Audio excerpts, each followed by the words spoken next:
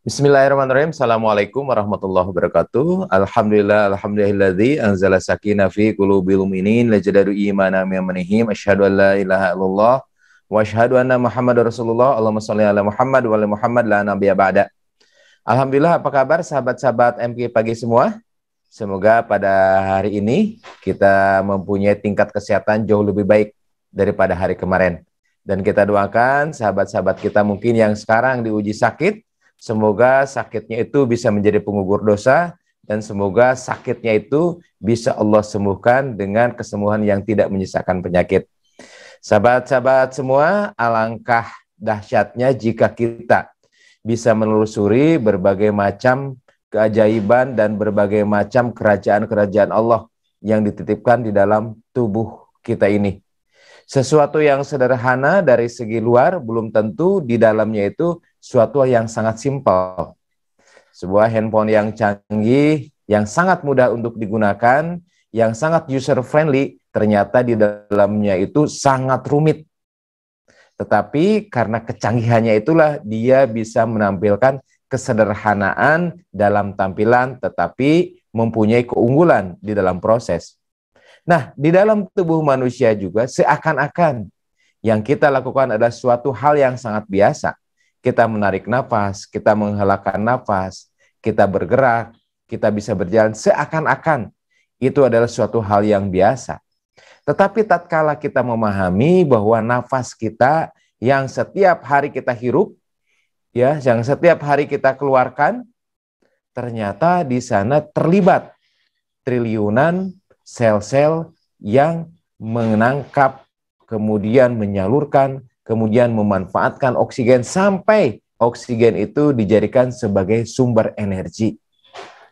Ratusan kilometer jalan yang ditempuh oleh oksigen untuk sampai ke dalam sel-sel yang membutuhkan. Jika kita hanya menganggap helaan nafas, kita menghirup nafas, suatu hal yang biasa, suatu hal yang sederhana, dan itu menjadi energi, maka kita akan menganggap bahwa itu suatu hal yang biasa-biasa saja. Tatkala kita mengetahui bahwa proses itu merupakan proses yang sangat tidak biasa, sangat rumit kalau kita lihat dari segi fisiologi, dan sangat tidak simpel kalau kita lihat dari aspek biokimiawi, dan sangat detil kalau kita lihat dari aspek fisika. Bagaimana tekanan oksigen di paru-paru itu bisa melepaskan tekanan CO2 ke dalam eritrosit. Bagaimana sebaliknya di dalam sel? Afinitas oksigen itu lebih rendah sehingga oksigen bisa dilepaskan ke jaringan. Itu suatu teknik fisika yang sangat rumit, sahabat-sahabat semua. Tatkala kita mengetahui bahwa proses pernapasan bukan suatu hal yang sederhana, maka di sana ada lantunan syukur yang lebih dahsyat dibandingkan kita hanya mengetahui kita bisa nafas, keluarkan nafas, bisa nafas, keluarkan nafas, dibandingkan kita tidak mempunyai basic keilmuan atau kita tidak melusuri bagaimana rumitnya keilmuan proses bernapas. Nah, sahabat-sahabat semua, untuk itulah, untuk memperbesar rasa syukur kita dan untuk memperdalam rasa syukur kita, maka kita ditantang oleh Allah nih. Bagaimana kita memperhatikan apa yang telah Allah ciptakan, bagaimana kita merenungi apa-apa yang telah Allah ciptakan, di antaranya dengan mengetahui betapa dahsyatnya di dalam tubuh kita ini ada lantunan syukur terdalam yang terlantun dalam diri kita. Baik. Nah, pada pagi hari ini sahabat-sahabat semua, insya Allah kita akan membahas tentang bagaimana terapi air dingin. Ini adalah salah satu upaya kita sebagai makhluk hidup, bagaimana kita memperhatikan alam semesta ini, bagaimana interaksi antara alam dengan diri manusia, dan kita memperhatikan bagaimana keuntungan atau benefit terhadap masalah kesehatan. Nah, sahabat semua, berbicara masalah kesehatan, ada suatu hal yang fundamental di sini yang perlu kita perhatikan, bahwa masalah sehat sakitnya seseorang bukan hanya masalah fisik, tetapi juga ada masalah hati dan masalah psikis. Jadi masalah fisik adalah salah satu bagian yang menjadikan upaya kita untuk sehat dan terbebas dari penyakit. Bukan satu-satunya bagian. Sehingga kadang-kadang kita terabaikan yang namanya sakit, berobat ya obat. Ada aspek hati, ada aspek psikis yang justru ini sangat besar pengaruhnya terhadap kesembuhan seseorang dan tetap sehatnya seseorang. Itu barangkali sebagai pembuka. Ya. Alhamdulillah. Halo, AA ada enggak? Ada, insya Allah bisa disimak. Alhamdulillah. Kelihatan enggak nih? Kelihatan. Alhamdulillah. Alhamdulillah. Ya, Assalamualaikum warahmatullahi wabarakatuh. Waalaikumsalam warahmatullahi wabarakatuh. Apakah hari ini kita sesuai dengan rencana ini? Ya, insya Allah saya sudah akan mengkaji. Kan? Sudah mengumpulkan beberapa jurnal, ada kurang lebih 14 jurnal tentang benefit dari mandi air dingin, insya Allah. Ya, beri prolog sedikit ya. Siap, Pak. Ya, sahabat-sahabat sekalian, alhamdulillahirabbil alamin. Allahumma shalli ala sayyidina Muhammad wa ala alihi wa ashabihi ajmain. Bagi kita semua aktivitas itu adalah ibadah ya. Dan kunci ibadah itu hanya dua, niatnya lurus dan caranya benar. Dan semua aktivitas akan dinilai ibadah kalau benar-benar kita upayakan sesuai. Nah, di dalam tuntunan Rasul adalah tanda kualitas keimanan seseorang, ihris ala ma yanfa'uk wasta'in billah wala ta'zaz. Bersungguh-sungguhlah dengan apa-apa yang bermanfaat bagimu dan mintalah tolong kepada Allah dan janganlah engkau lemah. Jadi kita harus cari terus tahu apa saja yang manfaat ya. Hal-hal yang manfaat harus kita pelajari, hal-hal yang manfaat harus dengan sungguh-sungguh kita upayakan. Nah, salah satu yang diajarkan dalam Islam adalah mandi ya. Karena Islam itu luar biasa concern terhadap kebersihan, terhadap kesehatan. Jadi episode mandi bukan hanya sekedar bersih-bersih, tapi ibadah. Dan pasti ada hikmah yang besar. Nah, jadi begitulah. Kalau niatnya benar, caranya benar, maka mandi ini ternyata tidak hanya membersihkan badan, tapi bisa membersihkan pikiran, membersihkan hati, menyehatkan, meningkatkan imunitas, dan berbagai kebaikan lainnya. Alhamdulillah, Dr. Asep sudah mencari rujukan-rujukannya ya. Ya, apa yang didapat, Dok? Ya, alhamdulillah ketika tugaskan untuk membuat kajian tentang bagaimana manfaat dari mandi ya, termasuk di sini ada mandi air hangat, mandi air dingin. Kita sudah mendapatkan ada 14 jurnal rujukan di sini. Ada beberapa jurnal yang sifatnya itu sudah mempunyai penelitian yang besar, randomized RCT, randomized control trial. Jadi jumlah penelitian melibatkan sampel yang besar, yaitu kurang lebih 3.000 partisipan yang diberi perlakuan bagaimana dia mandi air dingin. Kemudian ditelitilah berbagai macam aspek yang ada di tingkat seluler. Penelitian ini dilakukan di Belanda kurang lebih selama 60 hari. Dari penelitian tersebut didapatkan bahwa 29% mereka yang membiasakan mandi air dingin itu dalam kurun waktu tertentu mereka itu tidak terkena penyakit. 29%. Untuk sebuah angka statistik, 29% terbebas dari kesakitan ini suatu angka yang sangat besar. Bukan suatu angka yang kecil, sahabat-sahabat semua. Baik, kita akan coba telusuri satu persatu ya. Izin sahabat-sahabat silakan. Ya, saya share screen. Jadi sahabat-sahabat semua, ketika kita berbicara tentang mandi, maka yang terjadi bukan hanya masalah mandi itu mempunyai dari aspek kebiasaan, tapi kita coba lihat, telusuri mandi ini dalam bentuk keragaman ya. Mandi air dingin sebetulnya yang saya baca ini sudah berlangsung dari kebiasaan Mesir kuno, kurang lebih 2.500 tahun sebelum Masehi. Di sana ada beberapa upacara-upacara tertentu di mana pada periode tertentu mereka diwajibkan untuk memandikan anak-anaknya dengan mandi air dingin. Demikian juga kebiasaan yang ada di Siberia yang saya baca. Mereka mempunyai pada suatu periode tertentu mereka memandikan anak-anaknya itu hanya dengan air dingin. Jadi sebetulnya kalau kita baca dari sejarahnya, kebiasaan mandi air dingin ini menjadi salah satu bagian dari masyarakat manusia sebelum masa peradaban. Kalau kita lihat sahabat-sahabat semua, dari beberapa jurnal yang saya kumpulkan, mandi air dingin ini diantaranya satu mempunyai manfaat terhadap peningkatan sistem imun. Ada 3 jurnal yang saya sampaikan di sini, sahabat-sahabat semua.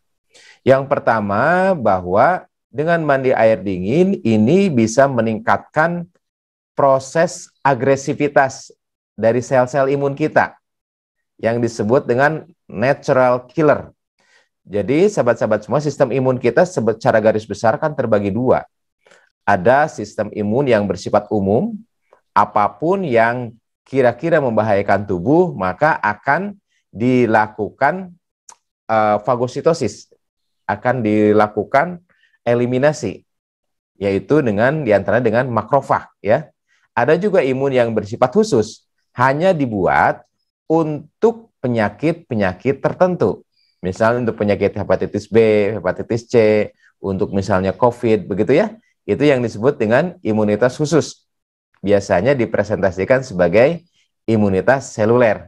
Nah, pada mereka yang membiasakan mandi dengan air dingin, ternyata di sini juga ada peningkatan respon imun yang berbeda di antaranya dengan mereka yang biasa dengan mandi air hangat atau air suhu kamar. Nah, mekanismenya macam-macam di sini teman-teman. Jadi dikatakan bahwa dengan membiasakan mandi air dingin, ini bisa meningkatkan kadar fungsi dari fungsi leukosit, kemudian juga granulosit, kemudian interleukin 6 dan natural killer dari sel, gitu ya. Nah, yang kedua, ini penelitian yang saya sebutkan tadi, dilakukan pada tahun 2015. Ini penelitian dilakukan di Belanda, teman-teman. Ini sampelnya banyak. 3.018 sampel, kalau nggak salah ini usianya antara 16 sampai 63 tahun pada usia remaja dan dewasa ya. Di sini diteliti mereka itu yang tidak mempunyai komorbid dan mereka diberi perlakuan, yaitu mandinya itu dengan mandi air hangat ke air dingin secara gradual, secara bertahap, ya. Jadi dikatakan pada penelitian ini mereka membiasakan mandi 60 detik pertama yaitu dengan air hangat, kemudian setelah itu perlahan-lahan menjadi air dingin. Jadi sifatnya di sini gradual, tidak langsung dengan mandi air dingin, ya. Mandinya itu dengan shower. Nah, dari 60 hari penelitian dilakukan 60 hari, didapatkan kesimpulan bahwa mereka yang mempunyai kebiasaan, mereka yang diberi perlakuan, yaitu 79%, mereka yang bisa menyelesaikan penelitian ini, dari 79% ini didapatkan bahwa 29% pada periode tertentu mereka tidak terserang sakit, ya, terkait dengan sistem pertahanan tubuh. Apakah itu penyakit influenza atau penyakit-penyakit lain dengan yang berkaitan dengan penyakit infeksi. Nah, jadi sahabat-sahabat semua, dari 2 penelitian ini kita bisa mengambil benefit bahwa mandi dengan air dingin ini bisa meningkatkan sistem imun. Nah, tentang mekanisme bagaimana sistem imunnya itu berubah, banyak sekali yang saya baca ya, teorinya begitu ya. Ada yang meningkatkan kapabilitas dari sel non spesifik gitu ya, seperti makrofag. ada juga yang meningkatkan katanya agresivitas makrofag, ada juga yang meningkatkan sensitivitas. Jadi lebih sensitif dia dalam mengenali potensi-potensi bahaya yang berasal dari luar. Itu kalau kita lihat dari manfaat dari sistem imun. Jadi mekanismenya banyak. Mungkin yang saya sampaikan di sini ada 3, yaitu melalui bagaimana aktivasi dari granulosit, kemudian juga leukosit, kemudian interleukin 6 dan natural killer. Jadi boleh dikatakan di sini peningkatan sistem imunitas terjadi 60 hari setelah mereka membiasakan mandi dengan air dingin. Itu yang pertama. Ya, punten ikut bicara ya. Ya Pak. Karena waktu kita agak terbatas, mungkin poin-poin terpentingnya dulu, Dok ya. Oh baik, siap. Ya, jadi rekan-rekan sekalian, kita sudah dapati tadi betapa Allah menciptakan air dingin tuh tidak semata-mata dingin, tetapi juga bisa men-trigger sesuatu yang bagus pada tubuh kita. Memang baca ada seorang itu namanya Winhof itu ya, yang tubuhnya dimasuki bakteri, disuntikan bakteri atau virus, ternyata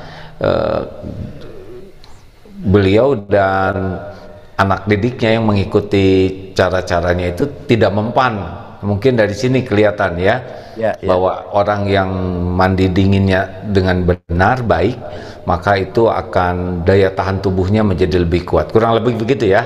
Ya, siap Pak. Ya, jadi kawan-kawan, yang pertama imunitas kita menjadi lebih tinggi. Kenapa kali ini dibahas seperti ini? Karena kita sering sekali senang dengan yang gampangnya aja. Bahkan ada yang tidak mau mandi karena merasa takut dingin. Padahal kalau kita tahu manfaatnya mandi, apalagi sesudah tahu ada mandi dingin ini, selain irit listrik, irit minyak memanaskan, kita akan dapat yang luar biasa. 1, imunitas kita menjadi lebih baik. 2, Dok. Baik, yang kedua adalah laju metabolisme. Jadi sahabat-sahabat semua, ketika mandi air dingin, maka akan terangsang metabolisme kita itu lebih tinggi daripada suhu basal. Karena untuk meningkatkan kalori yang dibutuhkan untuk mempertahankan bagaimana suhu-suhu di dalam tubuh itu agar tetap hangat, maka akan dirangsang pembentukan metabolisme pembakaran di dalam tubuh untuk menstabilkan suhu yang ada di dalam. Jadi ini lebih dipacu. Ini penelitiannya dilakukan di Inggris, teman-teman. Yang ketiga adalah akan memperbaiki mood dan energi. Ini ada 2 penelitian yang saya sampaikan di sini, bahwa penelitian ini dilakukan pada mereka-mereka yang mengalami gangguan tidur, sehingga mereka mempunyai kerentanan untuk penyakit tertentu. Nah, kemudian mereka dimasukkan pada dalam protokol dengan mandi air dingin ini. Protokol ini dilakukan selama 2 minggu. Dan ketika dilakukan 2 minggu, maka didapatkan hasil mereka yang membiasakan mandi dengan air dingin mempunyai perubahan mood, kemudian juga mempunyai peningkatan kualitas tidur yang lebih baik. Nah, yang keempat, sahabat-sahabat semua, bahwa dengan mandi air dingin ini juga ada 2 mekanisme, 2 jurnal yang saya dapatkan. Ini bisa mereduksi tingkat nyeri, kemudian juga bengkak ya, dengan nyeri yang bersifat chronic pain. Mereka yang mempunyai peradangan pada sendi lutut, kalau nggak salah ini di beberapa penelitiannya itu, mereka dibiasakan untuk mandi dengan air dingin. Nah, peradangan pada sendi lutut ini merupakan peradangan yang terbanyak pada usia lanjut. Nah, dengan mandi air dingin ini bisa diturunkan angka kejadiannya. Bukan hanya nyerinya, tetapi juga angka peradangan, bengkak, dan lain sebagainya. Nah, yang kelima yang saya dapatkan bahwa dengan mandi air dingin ini juga mempunyai recovery yang lebih baik ketika dia habis bekerja dengan 4 mekanisme. Yang pertama adalah dia bisa mereduksi dengan cepat sisa-sisa metabolisme yang tersimpan di otot. Yang kedua, dia bisa merelaksasi otot-otot yang telah digunakan itu lebih cepat dibandingkan dengan pada suhu kamar. Yang ketiga adalah laju pembuangan atau sisa-sisa atau sampah metabolisme itu bisa lebih cepat. Dan yang keempat, dengan adanya mandi air dingin juga dia bisa mempertahankan fleksibilitas dari otot-otot yang telah digunakan selama keseharian. Jadi itu mungkin di antaranya 5 manfaat dari mandi air dingin ini, yang kesemuanya itu kalau saya pikir ini bersifat general, dari mulai daya tahan tubuh, kemudian metabolisme, kemudian sistem imun, kemudian juga mood begitu ya, dan terakhir dari segi perbaikan pasca dia exercise dalam keseharian. Nah, yang jadi pertanyaannya adalah bagaimana caranya mandi air dingin itu? Dan berapa derajat yang disebut air dingin itu? Ya. Gitu. Nah, dari 12 riset yang saya baca, ternyata ini mempunyai keragaman.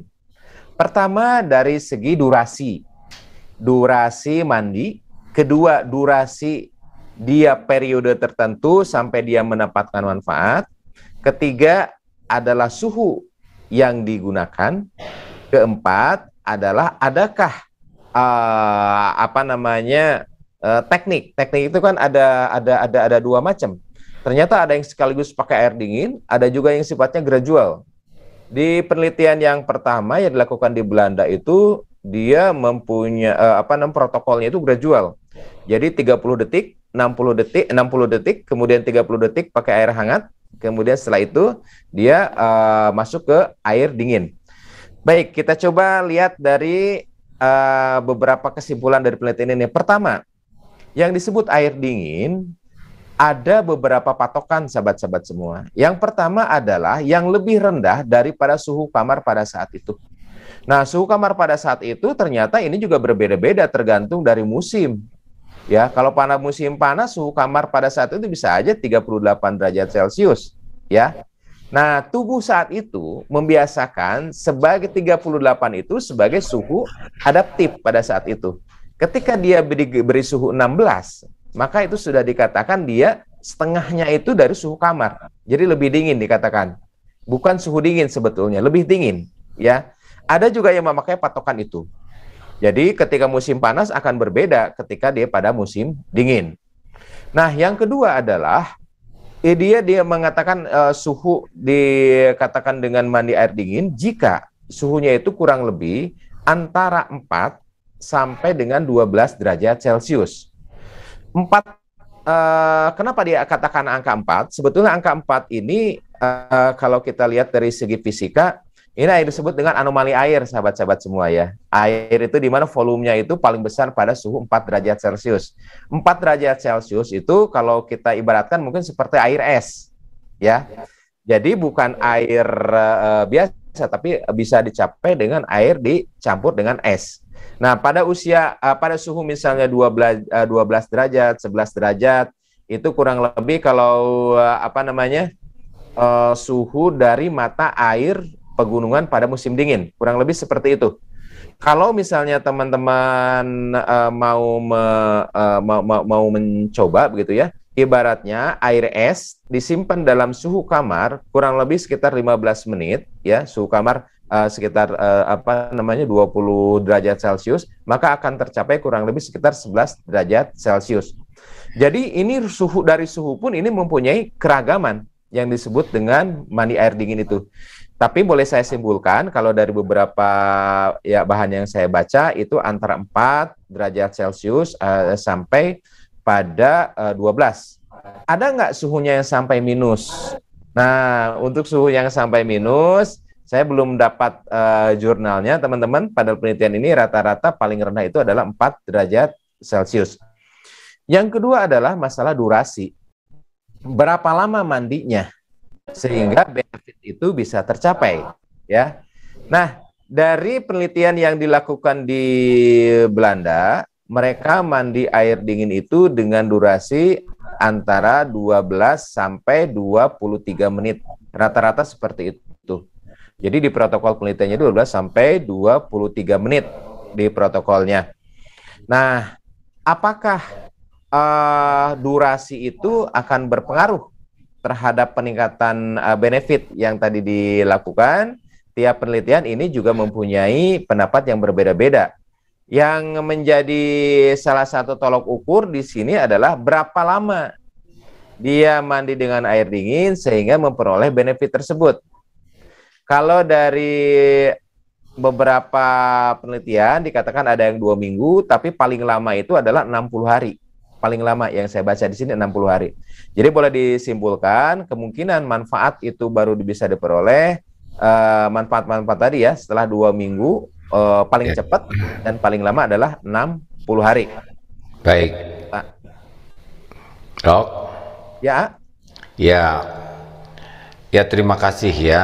Maaf memotong ini supaya lebih variatif informasinya. Halo? Ya. Ya, nggak apa-apa ya. Jadi begini rekan-rekan sekalian, keuntungan ini tidak hanya keuntungan kesehatan secara jangka panjang, tetapi banyak hal-hal lain, yaitu kenapa kita tidak mau mandi, atau kenapa kita tidak mau mandi air dingin, kenapa kita ingin nyaman terus. Nah, ada sebuah penelitian juga ini, yang orang itu memang inginnya yang nyaman-nyaman saja, padahal kenyamanan itu bisa menjebak kita.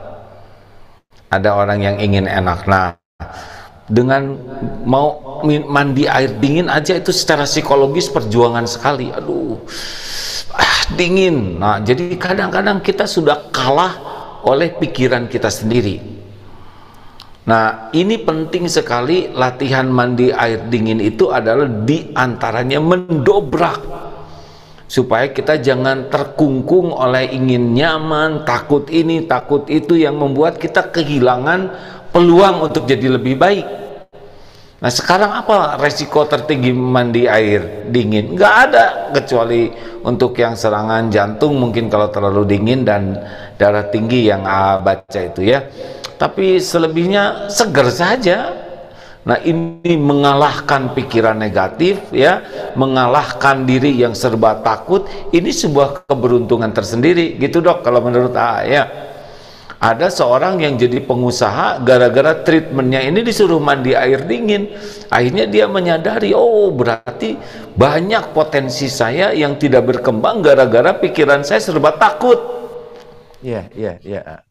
Jadi berubah mindset. Nah, sebetulnya tuh ingin ngajak ke sini pikirannya, selain memikirkan kesehatan, dan kita sekarang sudah lihat keuntungannya, kita mendobrak takut kedinginan, takut menggigil, padahal jelas di sana banyak manfaat yang besar.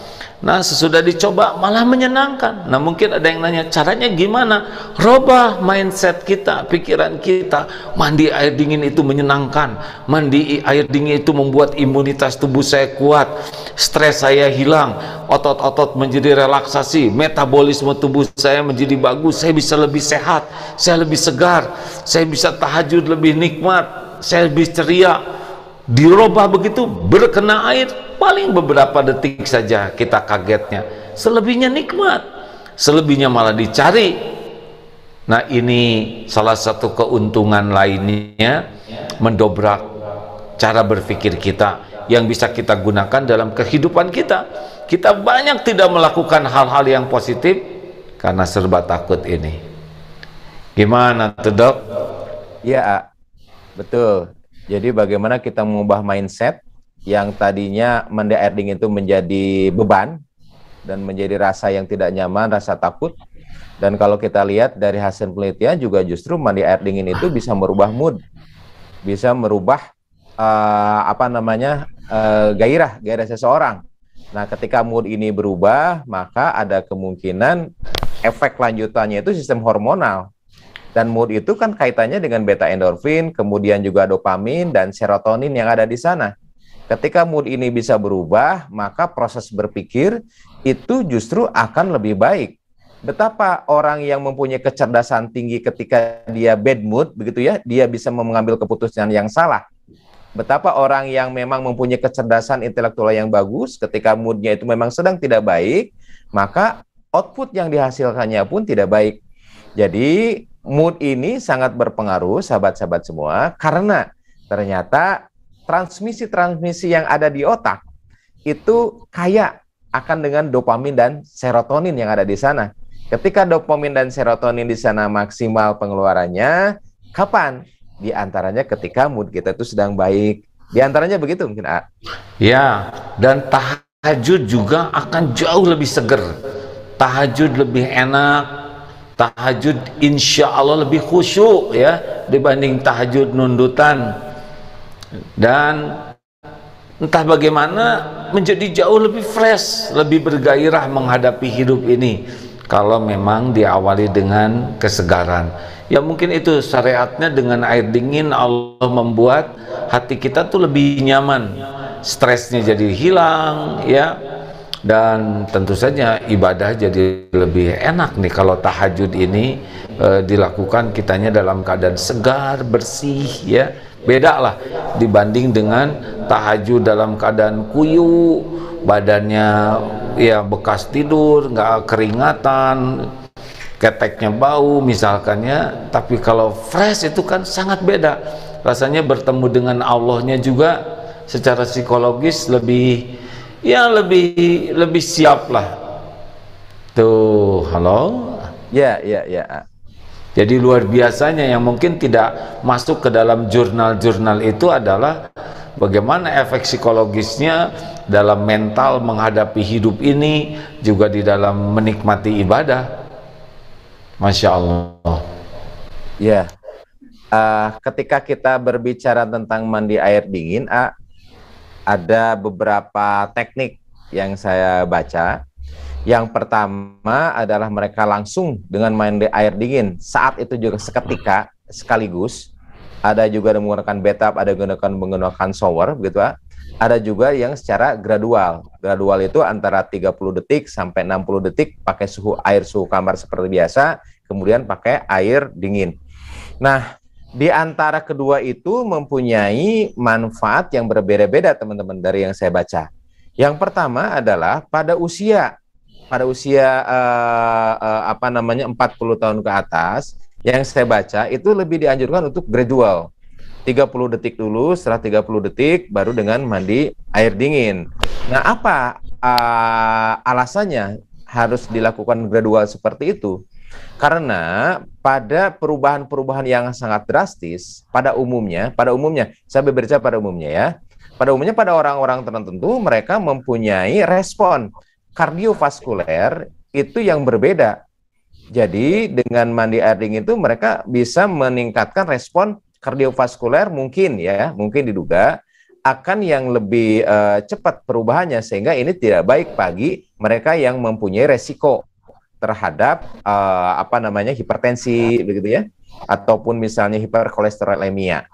Itu untuk menurunkan risiko, bukan untuk menjadikan seseorang itu karena langsung itu bisa jadi sakit.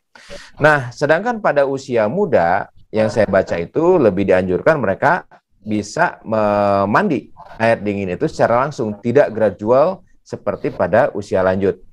Nah, ini memang tidak disampaikan gitu ya resiko-resiko yang terjadinya, tetapi memang seperti yang saya sampaikan sangat kecil resiko yang ditimbulkan begitu ya, dan sangat sedikit kontraindikasi.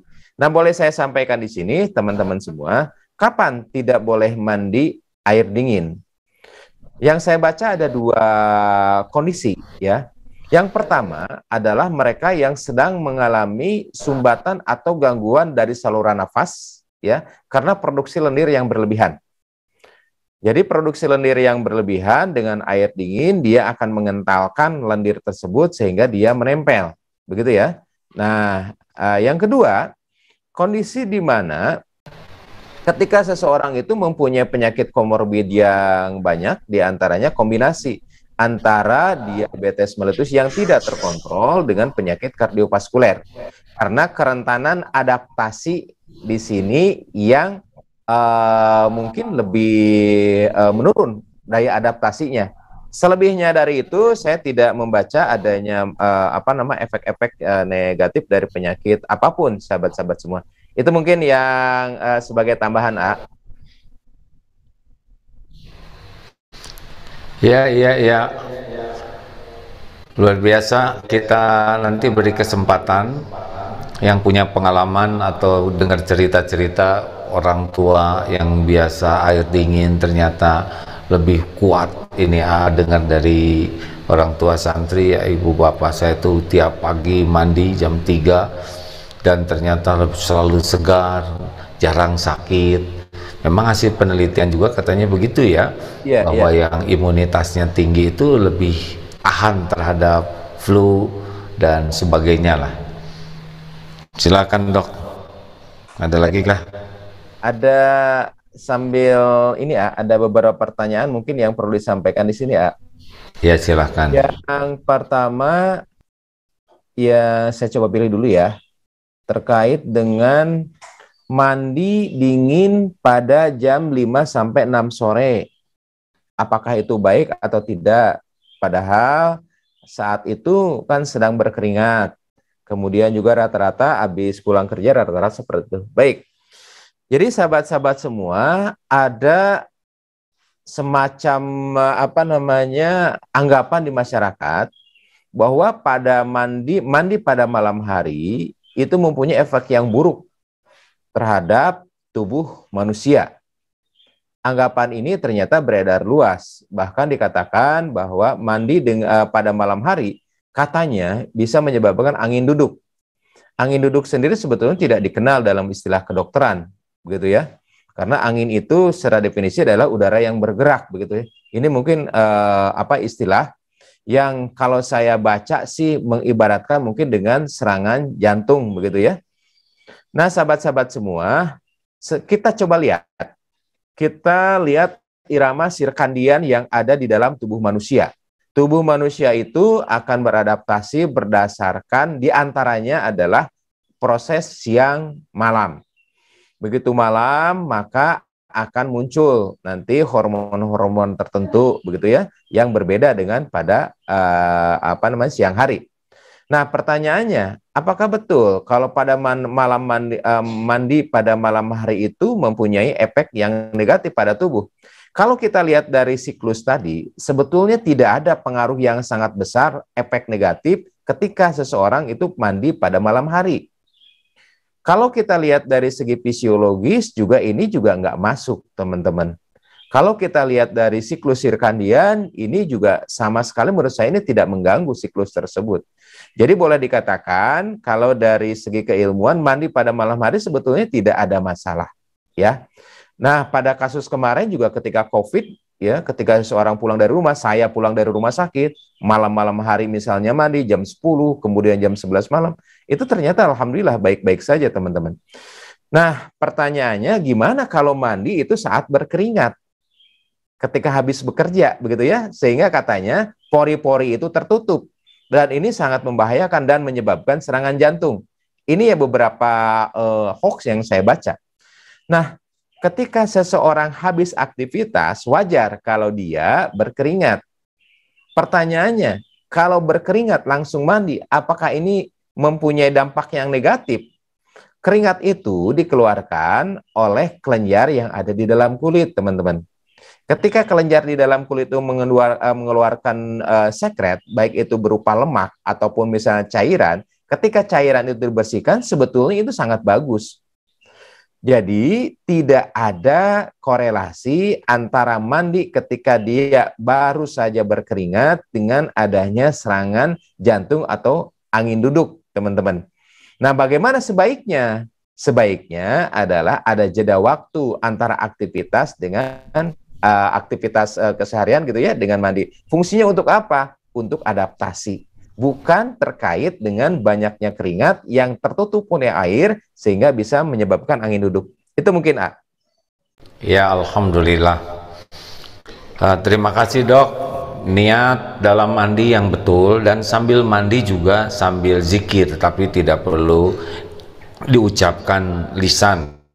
Misalkan ketika air mulai membasahi hati itu, ya Allah, hati ya, Alhamdulillah segar sekali Engkau pertemukan saya dengan air. Air inilah yang membersihkan tubuh saya. Air ini yang mudah-mudahan menjernihkan pikiran saya, menjauhkan dari penyakit-penyakit, menyehatkan. Jadi sambil air turun itu, hati itu rasa syukur ke Allah, disiapkan air. Air bisa menyehatkan, air bisa menyegarkan, air bisa menjauhkan dari penyakit. Jadi tidak hanya gerakan tubuh dengan air, tapi hati juga ke Allah, dan pikiran kita tuh kita buat sugesti bahwa dengan mandi seperti ini kita jauh lebih segar, kita lebih sehat, lebih prima, penyakit-penyakit hilang. Jadi proses mandi itu tidak hanya interaksi fisik dengan air, tapi juga olah pikiran, olah hati, dan terutama bisa jadi amal soleh. Jadi episode yang menyenangkan walaupun beberapa menit ya. Ketika kita rasakan aliran darah di tubuh kita menghangat, itu nikmat tersendiri. Dan kalau memang kedinginan, tarik nafas aja. Nah, itu juga akan membuat kedinginan itu akan lebih terredus dengan baik. Dan kalau sudah terbiasa, sebetulnya sudah berubah lagi dari yang tadinya takut kedinginan menjadi menikmati air dingin ini, bahkan merindukan air dingin. Bagus ya? Iya. Kalau mental kita sudah bisa begitu, dan ini kita bisa bawa ke dalam kehidupan kita sehari-hari. Banyak hal-hal yang manfaat yang kita enggan, malas karena takut ini, takut itu, tapi ketika dijalani dengan niat dan cara yang benar, ternyata kita bisa optimalkan banyak potensi yang Allah berikan pada diri kita. Insya Allah. Di sini ada mungkin yang bisa berbagi, Pak Zain Gani. Beliau usia 67 tahun sekarang, dan ketika kecil dia sudah terbiasa minum air dingin, mandi air dingin sepertinya. Di sini sudah puluhan tahun. Pak Zain bisa Raisan mungkin Pak Zain, kita bisa berbagi Pak Zain. Mungkin nanti Kang Faruk tolong dibantu Pak Zain. Zain Gani Arasi. Zain Gani Arasi. Mungkin bisa cerita ya di sini Pak Zain. Nenek Syamil itu, Dok. Kenapa? Nenek Syamil itu, Dok. Oh iya. Oh, Nenek Syamil ya. Oh, ganti nama Nenek Syamil sekarang. Ya, baik. Sahabat berikutnya ada beberapa pertanyaan. Saya dapat cerita dari ibu mandi pagi sekitar jam 3 membuat lebih kuat, segar dengan syarat mandinya itu istiqomah. Terus dilakukan, bukan sekali-kali. Ya, baik. Dan rematik jadi sembuh. Jadi, kalau kita lihat dari penelitian tadi, waktu tercepat adalah 2 pekan untuk mencapai hasil atau keuntungan dari mandi air dingin tadi. Dan waktu terlama adalah waktu 60 hari. Jadi artinya sahabat-sahabat semua memang perlu istiqomah, nggak bisa satu kali mandi misalnya berubah mendapat benefit-benefit tadi. Nah pertanyaannya, Dok, kalau mandinya berapa lama, Dok? Dan kalau misalnya jam 3 subuh apakah boleh apa tidak? Boleh, mangga, silakan. Kemudian mandinya berapa lama? Udah saya jawab tadi ya, antara 18 sampai 23 menit. Kalau mandi rata-rata ya segitu ya, Kang Faruk ya. Ada pertanyaan lagi, Dok, untuk mandi air dingin jam 3 sampai jam 4 pagi, bisakah mengguyur air langsung ke kepala? Kemudian bisakah tidak mengguyur air langsung ke kepala tapi ke bahu dulu, kanan dan kiri, kemudian berikutnya ke kepala, atau mulai dari berwudu? Nah, kalau yang saya baca itu mereka menggunakan shower penelitian itu. Jadi mulai dari kepala sampai bagian tubuh bagian bawah. Saya belum baca apakah itu ke bahu dulu boleh atau misalnya enggak. Tetapi kalau secara umum sih tidak ada perbedaan menurut saya ya. Karena toh pada suatu saat semuanya air dingin. Begitu, Ya, silakan, Ya, dapat juga ini penelitian yang objektifnya dari Wim Hof itu macam-macam, bisa pakai shower, bisa pakai bathtub atau jolang atau apa gitu ya. Karena kalau di Jakarta kan di daerah panas, air dinginnya itu kurang dingin.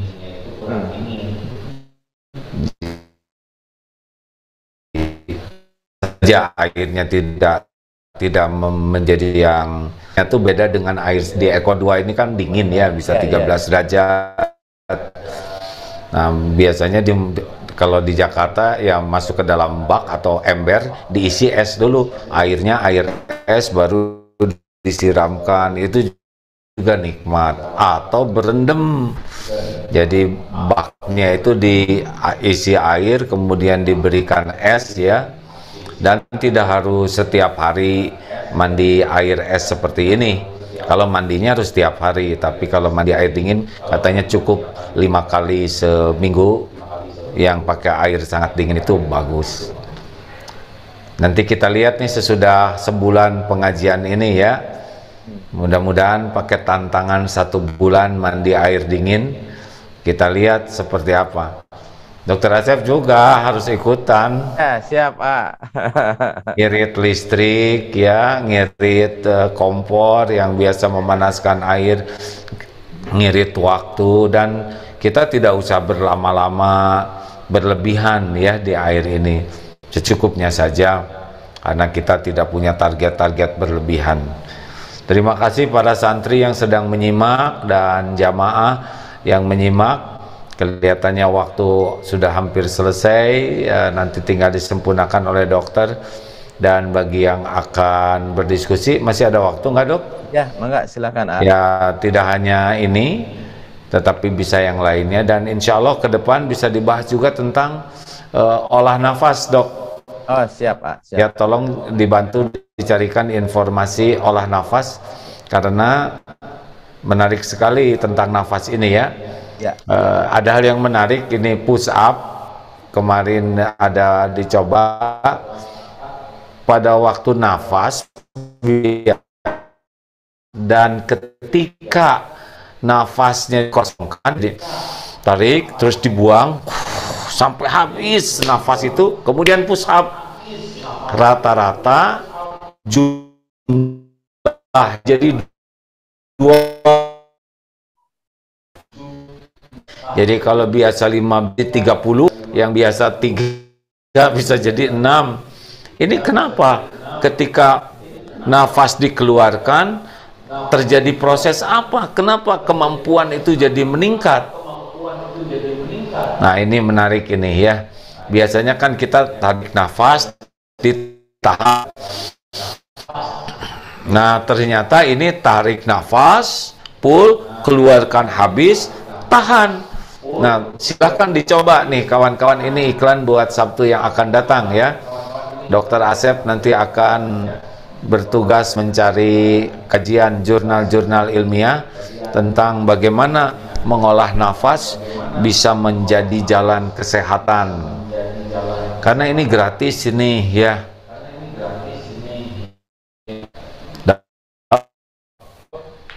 Ya. Monitor A. Baik, insya Allah. Kalau menggigil itu kan sebuah proses normal ya, Dok ya. Kalau orang menggigil itu berusaha memanaskan dirinya, tubuh itu. Betul. Jadi menggigil itu adalah mekanisme pertahanan tubuh untuk meningkatkan laju metabolisme dengan gerakan-gerakan otot tertentu involunter. Jadi gerakan yang tidak disadari. Dengan gerakan tersebut, maka metabolisme meningkat dan meningkatkan suhu tubuh. Itu salah satu mekanisme penyesuaian. Gitu, insya Allah Sabtu depan ya kita tentang nafas. Baik. Pamitan semuanya, hatur nuhun, jazakumullah khair. Jangan lupa mendoakan keluarga Kang Emil. Sesudah kemarin disampaikan bahwa keluarga sudah memutuskan bahwa putranya ini wafat, kita doakan semoga wafatnya ini wafat yang terbaik, yang menjadikannya beliau dekat dengan Allah di alam barzah, dan keluarga yang ditinggalkan mendapatkan hikmah, makin yakin ke Allah, makin ridho dengan ketentuan Allah, dan semakin dekat dengan Allah serta makin manfaat. Allahumma gfir lahu warhamhu wa'afihi wa'fu anhu. Amin ya Allah ya rabbal alamin. Dan bagi kita semua, ya, kita harus sehebat apapun ikhtiar kita sadar bahwa kita pasti meninggal pada waktu yang ditetapkan. Kita akan mendatangi tempat kematian kita dan kita akan wafat dengan cara yang Allah tentukan. Bagi kita yang penting satu saja, berusaha husnul khotimah. Husnul khotimah, akhir yang baik, akan dihadiahkan oleh Allah bagi yang berkeyakinan baik, berprasangka baik, berpikir baik, berkata, bersikap baik. Nah, mudah-mudahan adanya takdir ini membuat kita semua menjadi lebih baik dan lebih siap kapanpun ajal menjemput. Nuhun Dr. Asep, maaf bicara agak banyak. Assalamualaikum warahmatullahi wabarakatuh. Waalaikumsalam warahmatullahi wabarakatuh. Sedikit melanjutkan, ada beberapa pertanyaan. Lanjut saja, silakan. Baik, sahabat-sahabat semua, MKTV, MKFM, dan pemirsa yang menyimak di medsos, insya Allah sampai jam 6. Setelah jam 6 nanti kita akan beralih, semua di Zoom ya, barangkali ada yang punya waktu. Baik, ada pertanyaan dari Ibu Irma. Dok, mohon izin, usia saya 62 tahun, punya penyakit asma, bagaimana langkah membiasakan dengan mandi air dingin? Berapa jam? Oh iya, alhamdulillah Bu Irma, alhamdulillah alumni SMA 5 ya Bu Irma. Oh iya, mumpung ingat sahabat-sahabat semua, insya Allah dari MK Afiat nanti melonsing satu varian madu ya. Ini terkait dengan penyakit asma ini ya. Varian madu blended yaitu madu murni yang dicampur dengan madu murni lagi, yaitu madu sialang dengan madu habat.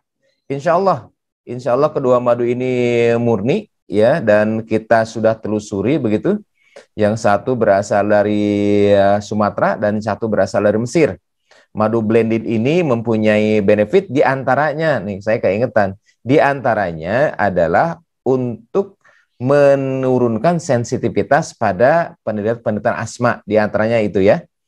Kemudian yang blended itu juga saya yang memformulasikan gitu ya, karena beberapa bacaan-bacaan yang saya pelajari, ternyata katanya ada benefit yang khusus ketika madu itu di blended, bukan dicampur dengan yang lain, tapi madu yang murni kemudian dicampur dengan madu murni lagi dengan perbandingan tertentu, ternyata mempunyai benefit yang jauh lebih baik dibandingkan dengan madu murni dan madu murni tanpa di blended.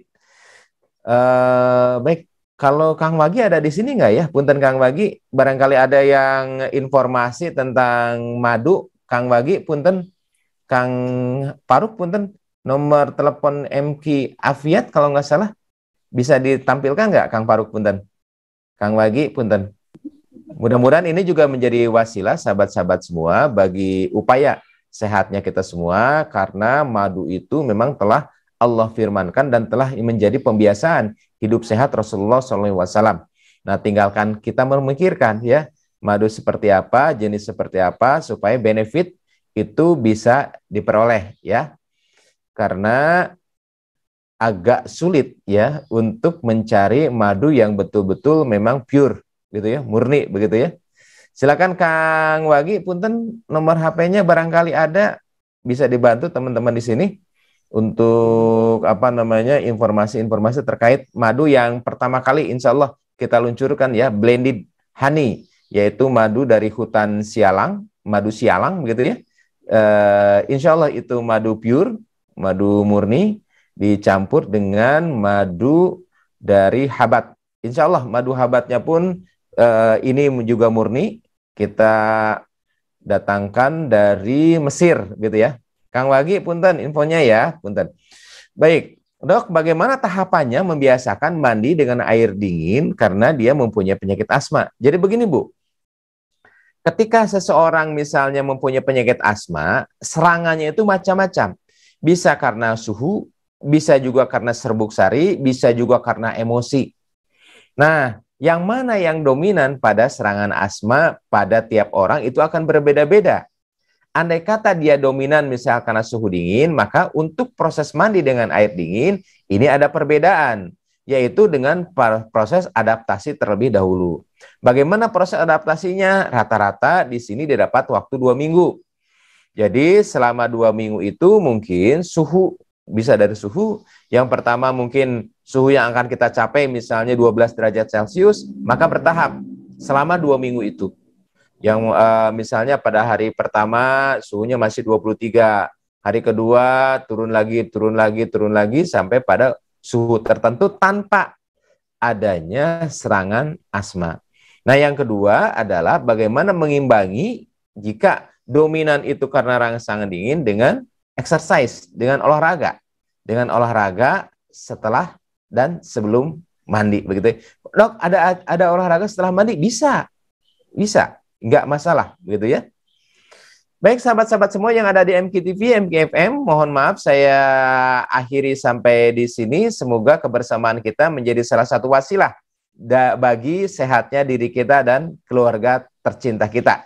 Bagi sahabat-sahabat yang menginginkan untuk bergabung, untuk diskusi, mangga silakan bergabung di Zoom, ya. Silakan untuk masuk di lewat aplikasi Zoom. Insya Allah pertanyaan-pertanyaan akan kita lanjutkan setelah selesai di media sosial MKFN dan MKTV. Subhanakallahumma wa bihamdika asyhadu an la ilaha illa anta astaghfiruka wa atubu ilaik. Assalamualaikum warahmatullahi wabarakatuh.